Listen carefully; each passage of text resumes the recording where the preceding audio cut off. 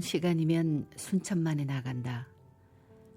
눈앞에 펼쳐지는 너른 갯벌이 좋고 갯벌 냄새를 이리저리 싣고 다니는 바람의 흔적이 좋다.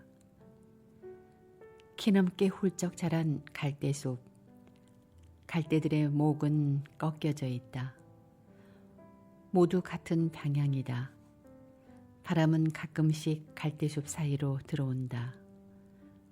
그럴 때 갈대들은 자신의 내면 안에 숨긴 낡고 오래된 악기의 소리를 낸다. 어디로 갈까? 고개를 숙이고 끝없이 걸어가는 갈대들의 행렬은 순례자의 그것을 닮아 있다. 바람은 순례자의 옷깃을 흔들고 일찍 도착한 철새 몇 마리가 순례자의 이마를 선회한다. 시베리아로부터 비행을 거친 그들의 날개짓은 은빛으로 빛난다. 조류학자들이 먹이를 위해 혹은 번식을 위해 새들은 먼 여행을 하는 것이라고 얘기할 때 나는 고개를 젓는다. 어쩌면 더 형이상학적인 이유가 있을 거라 믿기 때문이다.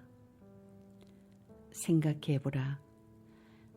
당신 같으면 단지 부족한 식량 때문에 먼 산과 강을 넘어 수천 수만리의 여행을 하겠는가.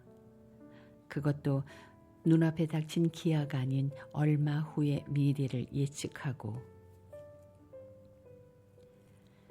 미래를 위한 시간, 미래를 위한 비행, 거기에는 일정 부분 짙은 꿈의 냄새가 배어있다.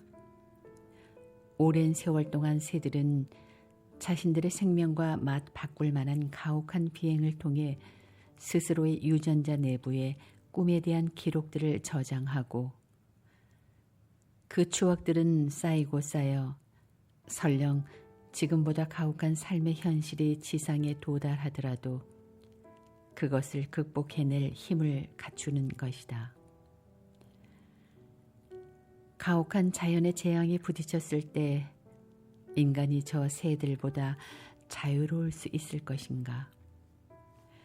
순간 새 한 마리가 까륙하는 울음소리 하나를 떨군다. 그 울음소리로 사방은 더욱 고요해진다. 나는 갈대밭과 갯벌이 만나는 맨 끝 지점까지 걸어 들어간다. 해는 다 졌지만 해의 숨결은 여전히 짙다. 하늘에는 노을이 장관이다. 모르는 사람은 서편 하늘에만 노을이 빚어질 거라 생각할 것이다. 그렇지 않다. 동쪽과 남쪽, 북쪽 하늘 모두 노을이 진다. 형형색색의 노을을 보고 있노라면 그 섭리의 이면이 문득 궁금해진다. 그러나 순천만의 노을이 하늘만 다 채운다고 생각하면 그 또한 단견이다. 노을은 땅 위에도 진다. 땅, 정확히 표현하자면 갯벌이다. 갯벌 위에는 썰물들이 남기고 간 작은 웅덩이들이 남아있다. 그 웅덩이 위에 노을이 살아 뜨는 것이다. 처음 그 노을을 보았을 때 나는 갯벌 위에 무릎을 꿇었다. 그리고는 두 손 가득 웅덩이에 물을 담았다. 함께 모은 내 손바닥 안에서도 노을이 떴다. 세상의 모든 보석들의 광의를 용해한 것 같은 그 빛. 나는 그 빛의 섭리에 대해서 생각해 본다. 노을빛이 다 쓰러지고 난 뒤 갈대밭은 어둠에 잠긴다. 아름다운 노을이 펼쳐진 뒤에 저녁 어둠은 부드럽다. 자세히 보면 푸르스름한 쪽빛의 기운이 어둠 속에 흐른다. 작은 파도도 새들의 날개짓도 갈대들의 꺾인 목도 다 보이지. 이 신비하고 고요한 어둠의 시간이 나는 좋다. 단순한 어둠이 아닌 낮 동안이 이 갯벌과 바다 위에 꿈을 뿌린 많은 생명체들의 영상이 그 어둠 속에 새겨져 있기 때문이다. 멍하니 어둠을 바라보고 앉아있다가 나는 피식 웃는다. 몇 줄의 시를 생각하고 있는 나를 보았기 때문이다. 생각하면 세상에 태어나서 내가 할 수 있는 일이란 오직 시 쓰는 일 한 가지뿐이었다. 남들이 다들 감동하는 좋은 시들을 쓴 것도 아니지만 못생기고 허름한 그 시들을 쓰는 시간들이 내겐 행복의 시간이었다. 이곳 바다에서 만난 철새들의 먼 비행, 내 시쓰기가 그런 비행의 흔적을 조금씩 닮았으면 하는 생각을 하면서 나는 부끄러웠다. 요즘 나는 시를 쓰지 못한다. 어디선가 날개가 꺾였기 때문이다. 어디선가. 나는 그 장소를 알고 있다. 정확히 얘기하자면 그 날개는 내 숨은 의자에 의해서 꺾여진 것이다. 삶을 위해 삶이 가장 소중한 빛을 지워버린 것이다. 바라볼수록 쓸쓸한 그 빛. 이럴 때 순천만의 하늘 위에는 무수한 별빛이 빛난다. 과거를 회상하는 버릇은 가슴 안에 깊은 말뚝을 지닌 모든 슬픈 짐승들의 운명 같은 것이다. 줄에 매달린 염소처럼 그들은 말뚝에 매인 밧줄 바깥의 세상으로는 나갈 수 없다. 시쓰기에 빠져들던 문학 청년 시절, 내게 가장 행복했던 시간들은 아무 말도 하지 않고 보름씩 한 달씩 지낸 시간들이었다. 어떤 경우에는 3달쯤 말을 않고 지낸 적이 있다. 내 몸 안에 가장 든든한 기둥 위에 무건이라는 폐차를 들이워 놓고 세상을 바라보던 시간들, 온전히 내 자신을 위해서만 열려져 있던 시간들, 타인의 꿈과 욕망에 아무런 방해를 주지 않으면서도 나의 길로 뚜벅뚜벅 걸어 들어갔던 시간들. 한없이 고요했던 그 시간들 속에서 나는 세상 속으로 들어가는 법을 배웠다.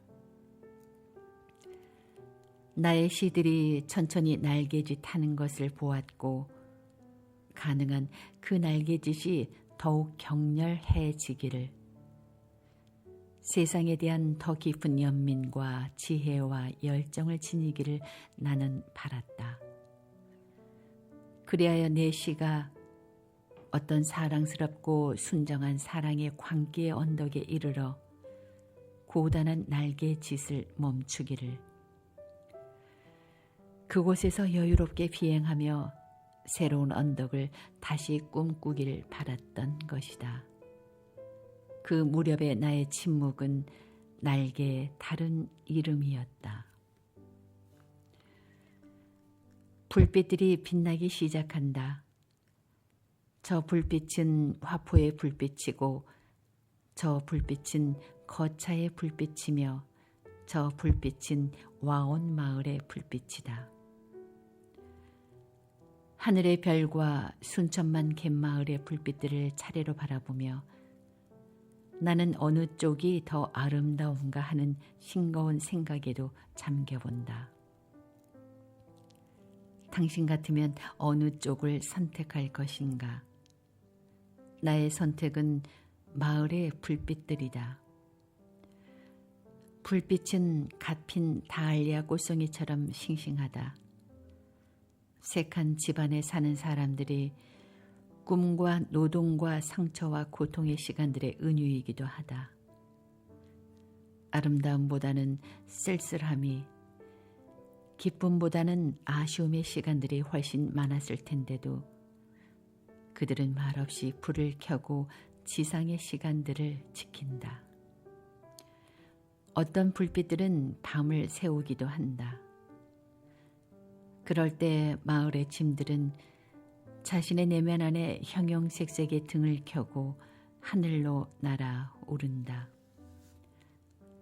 샤갈의 그림에 나오는 꿈, 염소와 새들과 조승달과 어린 남녀와 할머니가 함께 날개를 달고 초록빛 어둠 속으로 날아오르는 꿈. 운동회 날 풍선처럼 두둥실 날아오르는 그 집들을 보며 나는 박수를 친다. 그리고는 날이 선 낫으로 그 집들에 매달린 끈을 하나씩 끊어버린다. 훨훨 날아가렴. 또 다른 어딘가에 마을을 이루고 새로운 꿈을 꾸렴. 그래, 나도 언젠가 그 마을에 이르러 새로운 날들의 시를 쓸 테니. 사방은 고요하다. 나는 갈대숲 사이를 걸어 다시 내가 사는 도시 속으로 걸어온다. 그럴 때 나는 종종 안드레아 보첼리의 노래를 듣는다. 아무것도 볼 수 없음으로써 모든 것을 볼 수 있는 가능성의 세계. 침묵함으로써 모든 욕망과 영혼의 본질 속으로 여행할 수 있는 시간들.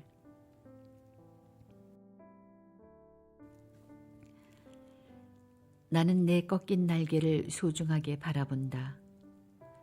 고요하게 살아있는 순천만의 모든 생물들, 그들의 꿈, 삶의 지혜들, 20살적 시에 젖어들던 침묵의 시간들 속으로 나는 다시 서름을 옮기기 시작하는 것이다.